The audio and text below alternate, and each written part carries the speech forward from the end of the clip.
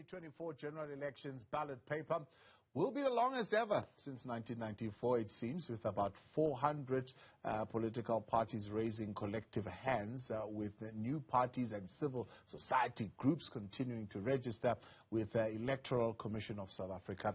Experts are again beginning to question the fairness and legitimacy of the ballot paper and the true purpose of coalitions. But to help us unpack this and the possible confusion and irritation that voters might experience, others might not.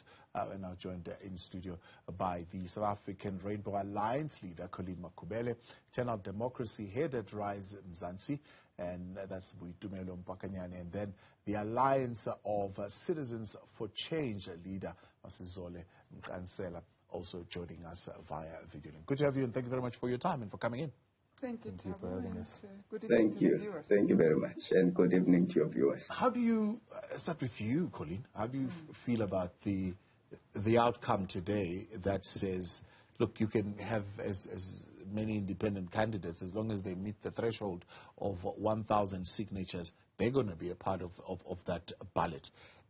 It's a fragmentation, once again, of the electorate and how that is going to impact on your prospects. Thabo, I truly believe this is a great milestone and we should celebrate it as South Africans. I have lived through the politics of party lines and party politics that I truly don't believe they're serving South Africa anymore. We need independent candidates that will directly represent the constituencies, that will be accountable to the constitution of the land and the conscience with which they serve the constituencies. Not party lines that we don't even know sometimes where the agendas are birthed from. So for me, the more independent candidates that we have, the more I think we're going to be seeing robust debates that are not, personal in nature and settling of scores and party factions, etc. But these people will truly stand and represent South Africans in the rawest form and make decisions that impact the people that have voted them in, unlike decisions that must benefit a party. So I'm truly excited about it. One would say, but why is Colleen saying that? It's completely opposite of what she's doing. She's the head of an alliance. She's just formed a party with other parties. And she's saying, no, contest as independents. How does that work? That's the excitement of our democracy. Even within our alliance, we are very clear that we stand and will continue to believe in this moral clarity that we stand for and the courage to really serve the Constitution. That's why the alliance is bound by something bigger than what party lines are. And if within the alliance we cannot find our own common values and common purpose that is higher than anything else, then we would have failed. And this alliance is clear that the conscience with which we serve the constituencies must remain pure.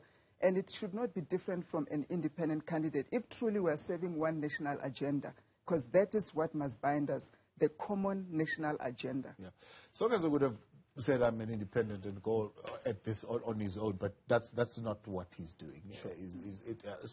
Of course, it's formed out of another platform of dialogue, which was taking place in the country. Now it has matured to Rise in Mzansi. Do you believe there's a better use of the vote in that kind of collective? Definitely, I think the fragmentation you speak of is a consequence of until now, the absence of a true alternative in South African politics that really captures the imagination, the hopes and dreams, and the South Africa's political center. We've seen these pre-election coalition arrangements kind of stratify South Africa or place South Africa in these two binaries where, we've got a conservative alliance on this end and what's deemed the doomsday alliance on the other. And I think we've been insistent on Rise Mzansi being the third way. We've been insistent on, before kind of undertaking premature discussions, we are very, very insistent on going to communities and making a solid political proposition to our communities, defining the third way for them, and then getting a mandate from the communities that we exist in and that we wish to serve before we enter into the kind of conversations that we ultimately will invariably have to have. I mean, we fully intend to be part of government, and we are also alive to the reality that in order to do so, we can't do that alone, right? So we're not opposed to coalition, to even pre-election coalition discussions. Yeah. I think we're a little bit dubious about some of the motives that underlie them. But you know, if we are able to find a coalition partner that shares our values, then it wouldn't be a conversation we would not be willing to have. Masizo, let's bring you in here as well. I mean, the concern of many independent faces appearing on the ballot, and that creating maybe a degree of irritation to the electorate, also to an extent, in terms of why is everybody wanting a career of some sort in government as opposed to actually doing what is supposed to be done. Thabo, again, good evening and good evening to your viewers. ACC believes that there's nothing wrong with people wanting to fix South Africa, especially when everybody believes that something is wrong. We see what is happening with ESCOM, we see what is happening with Transnet, we see what is happening with our education system, crime. People have lost hope in the government of this country, and they have lost hope in the politicians that represent them in parliament. And that then says to all of us, we must accept and appreciate when there is more South Africans who are saying that we need change, and that change must be the one that is designed by the people themselves. South Africa is one of the last remaining countries where we do not have a constituency-based electoral system. We should have a hybrid electoral system where there's a combination of factors that allows people to be directly elected directly by the people as representatives of the people. And that is a direct democracy where it's a first past the post kind of a system.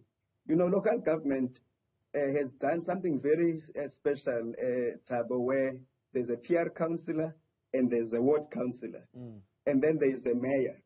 And there should be a presidential election and a constituency-based election where MPs are elected directly by the people. And ACC believes that we should be doing that.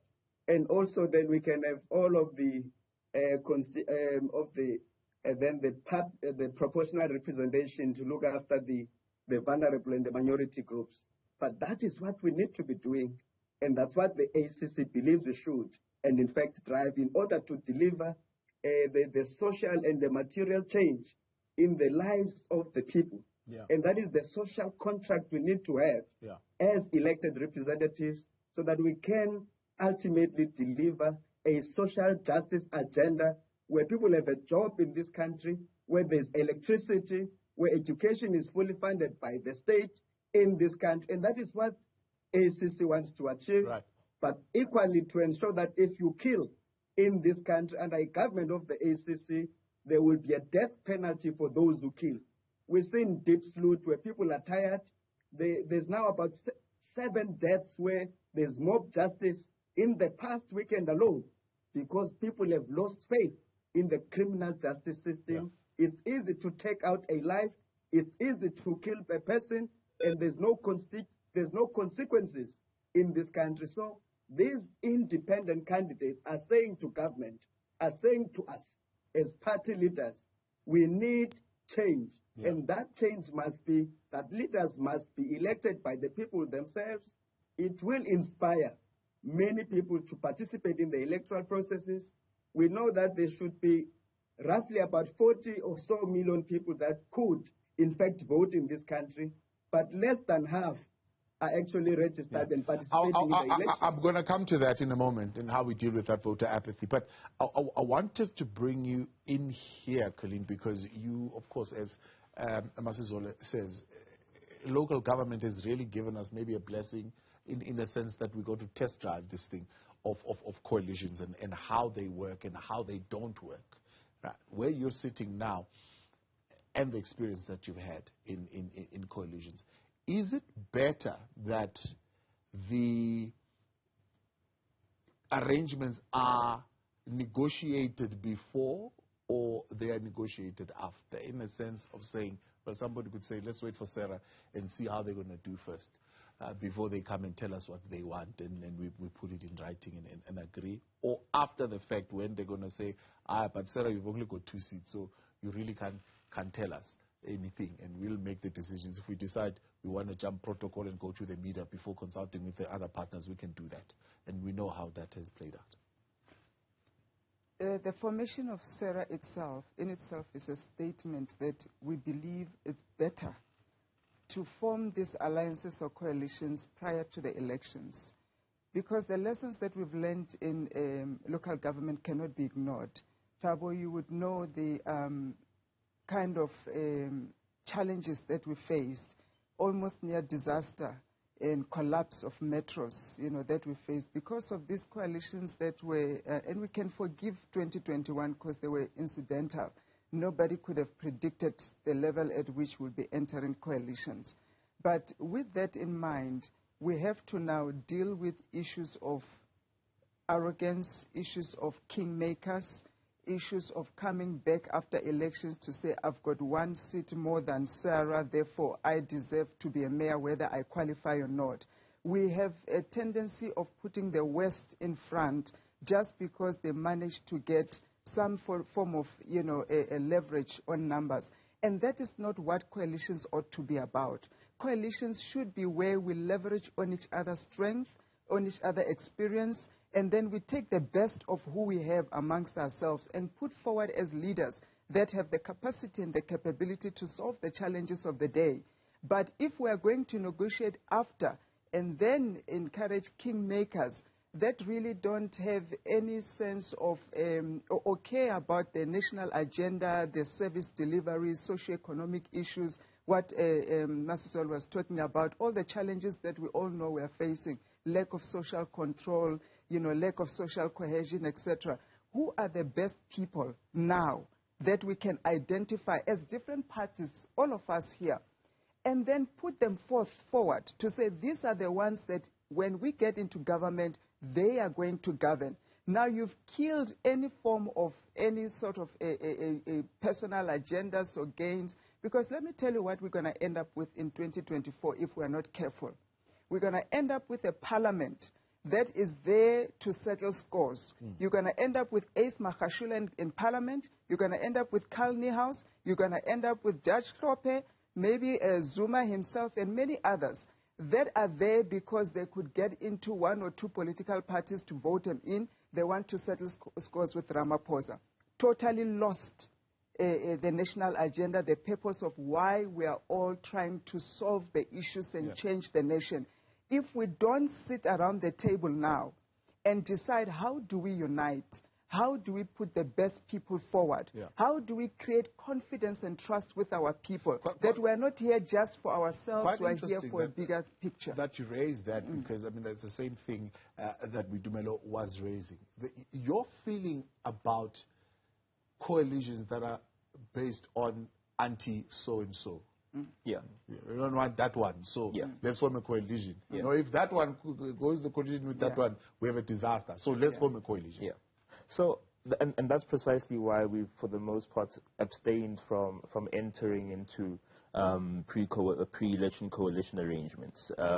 If your entire governance agenda is the removal of the ANC, as critical as the removal of that cabal is from the state, it doesn't inform a positive governing agenda.